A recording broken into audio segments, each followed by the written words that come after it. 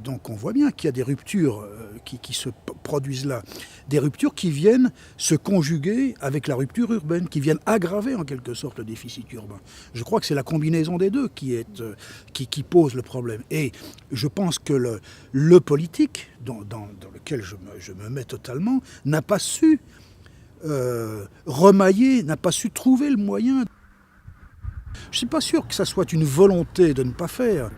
Peut-être aussi, je dirais, une difficulté liée à l'instabilité politique. Bon, c'est vrai que les équipes qui succèdent, je ne crois pas que ça soit de nature à favoriser forcément les choix qui demandent du temps, quoi, qui demandent un temps long d'adaptation, de réflexion, de travail.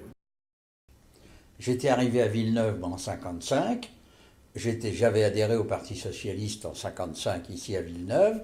Et alors j'ai été élu pour la première fois en avril 1957. Alors c'est historique parce que c'est que jusqu'en 1957, depuis la libération, le Parti communiste gérait la ville. Et en 1957, les communistes ont perdu la majorité, car c'était à l'époque, il n'y avait pas d'union de la gauche. Il y avait les socialistes avec les centristes et les communistes de leur côté.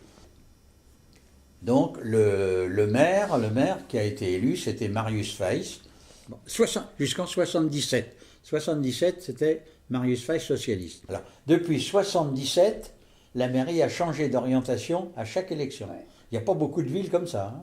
Il faut quelque chose qui structure les énergies, qui donne de l'orientation, qui donne du sens, quoi, au sens quelle signification et quelle orientation. Je trouve qu'effectivement, il y a un travail sur le sens sur lequel il faut remettre l'ouvrage sur le métier. Ça me paraît évident. Parce qu'il n'y a plus la référence des idéologies, justement. Parce que ça n'existe plus, parce que tout ça a implosé et qu'il faut construire du sens. Quelle société nous voulons, comment, par quels moyens, etc. etc.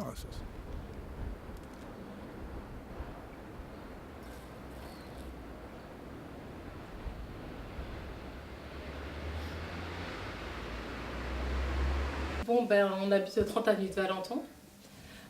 C'est une sorte de cour en fait, où il y a plusieurs familles qui habitent dans des appartements. Et ma famille, je vais vous présenter les enfants. Il y a Aminata, Alima et SK. On habite là depuis à peu près 10 ans. Il y a 6 familles. Et il y a beaucoup d'enfants en bas âge en fait. Ouais. Et récemment, on a découvert que les enfants ils avaient du plomb dans le sang. En fait, c'était lors d'une visite médicale du petit Sega là, et on a découvert et en fait, il a fait un petit séjour à l'hôpital. Ouais. C'était assez grave en fait. Le taux était assez élevé. Ça entraîne des maladies graves. On a fait des demandes de relangement, mais toujours pas de réponse en fait. Donc, 2 ans qu'on attend.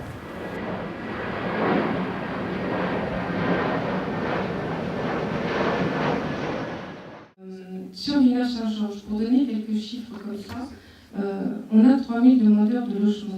En recevant les gens, on savait d'où ils venaient, de quel quartier, mais on a eu la pleine confirmation avec les diagnostics qui ont été établis dans le cadre là, d'un dossier qu'on a déposé dans le cadre du programme national de réhabilitation des quartiers anciens dégradés. Sur le centre ancien, on a beaucoup d'habitats privés, insalubres, dégradés. Les marchands de sommeil ont fait leur œuvre en utilisant en fait justement ce manque d'offres de logements. Ils ont divisé, ils ont parcellisé les logements. On n'a plus que les tout petits logements, les petits T1, qu'ils louent 600, 700, j'ai déjà vu aussi 900 € pour 25 mètres carrés. On s'aperçoit pour ce qui est du centre ancien, puisque on a travaillé sur ce quartier qui fait l'objet du dossier de candidature, eh bien 45% des personnes vivent en dessous du seuil de pauvreté. Ce sont des personnes qui n'ont même pas accès droit au logement social. Les familles qui aujourd'hui vivent dans ces logements insalubres, dégradés et très chers, est-ce que ces personnes-là auront un jour droit aussi au logement social ?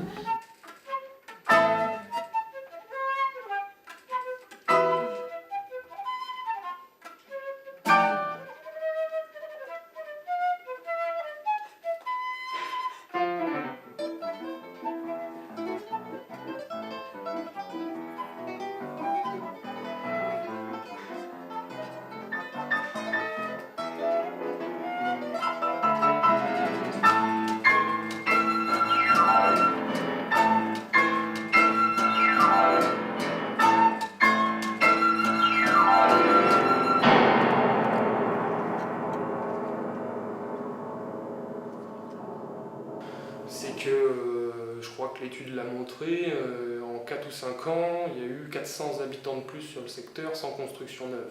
Ce qui va être fait au niveau du PNR-CAD, ça va être vraiment des poches d'immobilier qui sont bien précises dans certains secteurs du centre ancien ou centre-ville. On va essayer déjà d'enclencher la machine sur des poches d'immobilier dégradées. Là, on part sur plutôt une base de 500 logements sur le PNR-CAD reconstruit et voire plus dans la dérogation si on veut attaquer d'autres secteurs.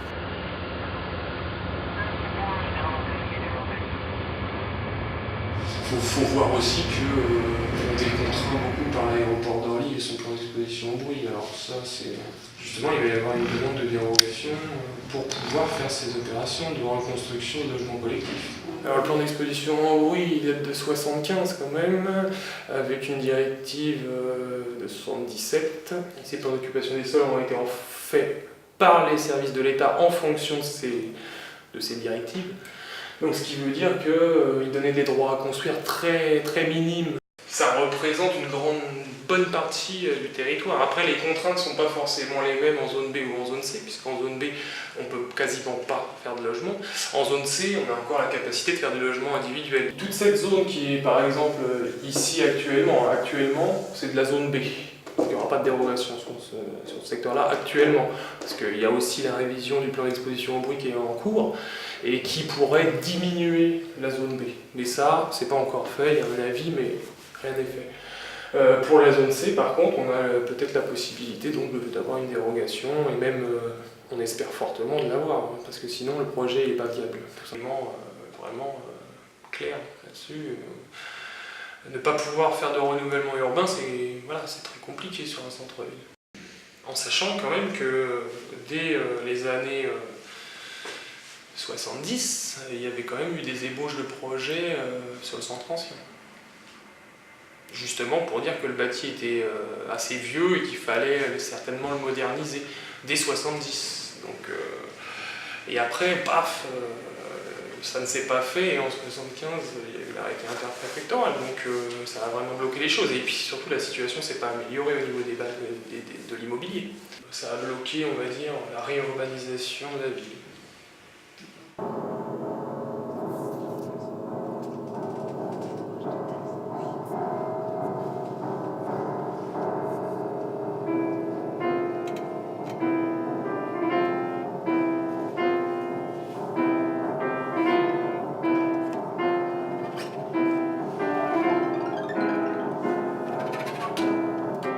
Ces 20-25 dernières années, qui ont été marquées effectivement par une instabilité politique, on manquait terriblement de projets d'ensemble et de projets d'avenir.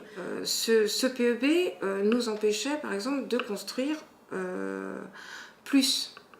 On ne pouvait construire qu'à l'identique. Mais quand même, on pouvait construire et réhabiliter à l'identique. Or, ça n'a pas été fait. Au contraire, on a bien su, les marchands de sommeil ont bien su se saisir de cet environnement-là pour acheter et, au contraire, parcelliser les logements, en faire des tout petits logements. On a saisi cette opportunité du programme national de réhabilitation des centres anciens dégradés. Dans le passé, on aurait peut-être pu saisir aussi d'autres opérations. Là, il y avait ce dispositif. On était dans la réflexion, voilà, il nous faut un dispositif d'envergure pour pouvoir s'en sortir.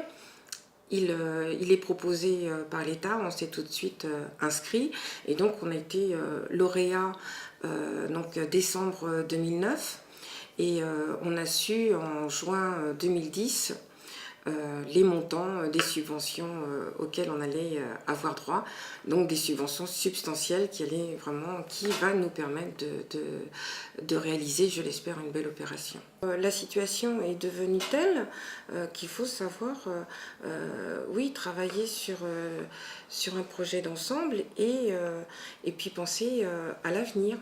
Là, j'essaye de travailler non seulement à des réponses sur le quartier du centre-ville, mais aussi plus globalement à un projet de ville qui intéresse toute la ville dans sa cohérence.